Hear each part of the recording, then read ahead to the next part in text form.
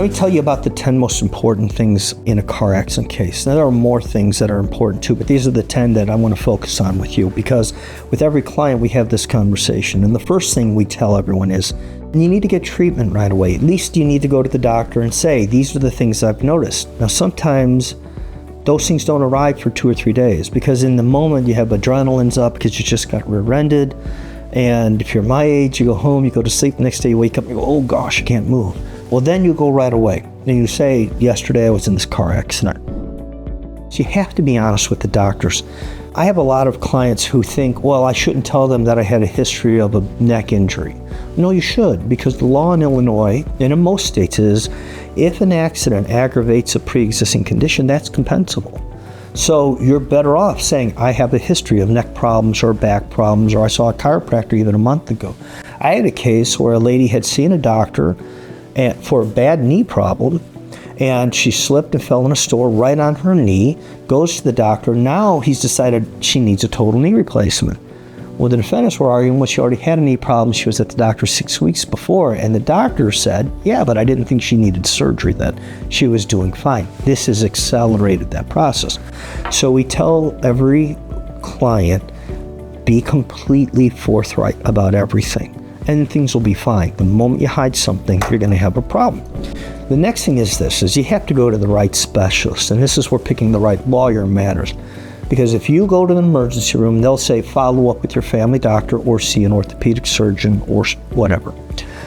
If you go to your family doctor, they might send you to their friend who's an orthopedic surgeon who's never given a deposition in his career and doesn't want to be involved in litigation, doesn't know what he's supposed to say, and when he's asked what the law is, doesn't really understand it. Instead, you want your case to go to a doctor who's a great treating surgeon who also understands part of what he does to take care of you is to help ensure that your bills are paid and you get the right care. That doctor understands how to give a deposition. In fact, many medical schools will have a program to help those sorts of doctors learn how to give a deposition. And certain doctors are known in my community. There are orthopedic surgeons who are always on the side of the defendant. So if a client comes in and says, my family physician said go see Dr. A, B, or C, and I know them, I sometimes say there's not a lot I can do because your case is already sealed. You're with a treating doctor who's not going to help you. Honesty also means don't exaggerate. They actually have tests that they know how to run. Some spine ones are called Weddell's tests, and there's distraction tests, and they know how to tell if you're faking. For instance, with a hand injury, they can have you squeeze something called a GMR dynamometer, and it does a curve, and they can tell if you're giving a false effort. It's real. So we tell our folks, you can't fake it, so don't try. These guys have done this their whole lives. Just be honest. Also, that means don't omit something that matters. If you were in a car accident and your neck is killing you and your low back's a little problematic, but your neck is the big issue, mention the low back, because they might help you with the neck. 3 months later, if the low back is still a problem and you mention it for the first time, they're going to say, well, you've been at the doctor for 3 months. Why weren't you talking about your low back? That's why you don't exaggerate, but you don't omit.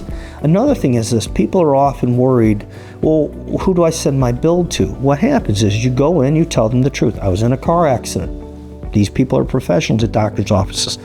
They will want to know all the information from the car insurance company, and they'll also take your health insurance. It's perfectly okay if your health insurance pays the bill. In fact, we prefer that, because at the end of the case, one of the things that we insist on is that they get paid back, because otherwise, when we sell your case, your health insurance company is going to say, oh, we want our money back. So I have a paralegal named Shauna who's been with me for 13, 14 years. She's so much smarter, so much more talented than I am at getting those matters addressed. While I'm the lawyer, she's got the experience. So she will contact insurance companies for me. She works with them. She gets it all released. She does an amazing job. Never give a recorded statement. That seems rather obvious. The insurance company is going to try to trick you, so you just don't do that. You wait till you'll have your lawyer, then you'll give your statement that way. Take photographs at the scene. It's really important. It helps us establish what the weather was like, what the road conditions were like, what the amount of damage was like. Stay off the social media. Social media is deadly for lawsuits. Even if you go to the county fair or you go on a vacation and you don't do much, it's going to look like you're pretty active. And it's going to look like when people say, you know, I hurt so much I can't ride in the car, but you just drove to Daytona Beach. It doesn't look very good. Now, what isn't shown in the photographs on social media is that you had to stop 15 times, you're in terrible pain, you're on meloxicam and all kinds of other drugs. Rather than have to defend it, simply stay off of social media. You have to give a deposition, like in other cases, like in a medical malpractice case, you have to. The difference is this is one area of law where they're going to try to trap you.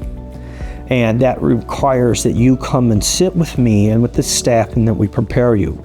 That means we ask you the questions we know they're going to ask you, and we listen to your answers. And we make sure that, one, you always tell the truth, and two, that you word it in a way that won't harm you, because they will twist things. That they're good at it. That's what they do every single day. And the last thing is this, is your phone. Phones are incredibly important in automobile accident cases because people are on them when they shouldn't be, and they'll know it. Hide your phone won't help. Change your phone number won't help. They're going to get a subpoena and they're going to get your phone information. They're going to find out when the last text you sent was right before the accident.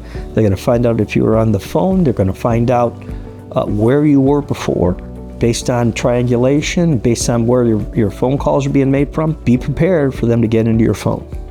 So if you really don't want your phone to be a part of your compensation claim, your car accident claim, get in the car, turn the phone off. Set it aside.